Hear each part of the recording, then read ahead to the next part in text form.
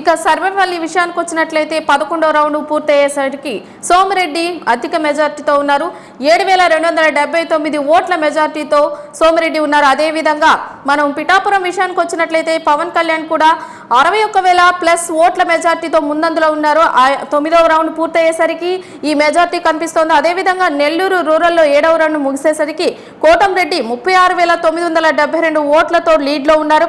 అదేవిధంగా ఆదాల ప్రభాకర్ రెడ్డి విషయానికి వచ్చినట్లయితే 2,525 ఓట్లతో వెనుకంజలో ఉన్నారు.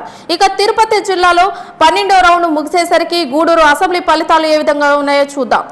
టీడీపీ తరపున సునీల్ కుమార్ కి సంబంధించి 60,746 ఓట్లతో, అదేవిధంగా వైసీపీ తరపున మురళీధర్ 44,350 ఓట్లతో ఉన్నారు. అదేవిధంగా సునీల్ కుమార్ టీడీపీ పరంగా ఆధిక్యంలో ఉన్నారని చెప్పాలి. 16,389 ఓట్ల మెజార్టీతో సునీల్ కుమార్ ఆధిక్యంలో ఉన్నారు.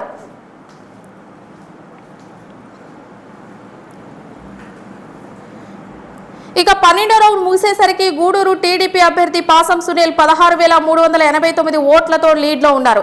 ఇక వైసీపీ ఎమ్మెల్యే అభ్యర్థి మేరుగా మురళీధర్ వెనుకంజలో ఉన్నారని చెప్పాలి. ఇక ఈ రోజు రాత్రికి చంద్రబాబుతో పవన్ భేటీ అయ్యే అవకాశాలు కనిపిస్తున్నాయి. ఇదే విధంగా కేబినెట్ లో ఎవరిని తీసుకోవాలి అనే అంశంపై చర్చించి ఇద్దరు అధినేతలు నిర్ణయం తీసుకోనున్నట్లు మనకు సమాచారం అందింది.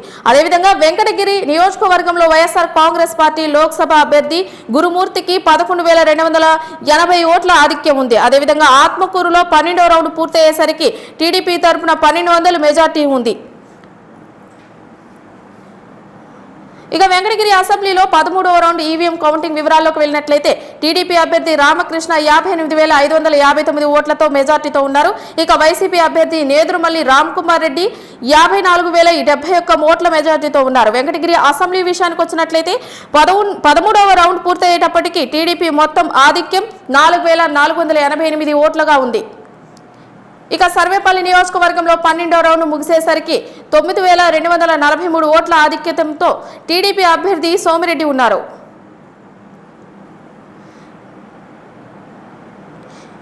ఇక టీడీపీ అభ్యర్థి రామకృష్ణ 64,135 ఓట్ల మెజార్టీతో ఉన్నారు. వైసీపీ అభ్యర్థి నేదురుమల్లి రామ్ కుమార్ రెడ్డి 58,307 ఓట్ల మెజార్టీతో ఉన్నారు. ఇంకా వెంకటగిరి అసెంబ్లీ విషయానికి వచ్చినట్లయితే 14వ రౌండ్ పూర్తయ్యేటప్పటికీ టీడీపీ మొత్తం ఆధిక్యం 5,828గా ఉంది.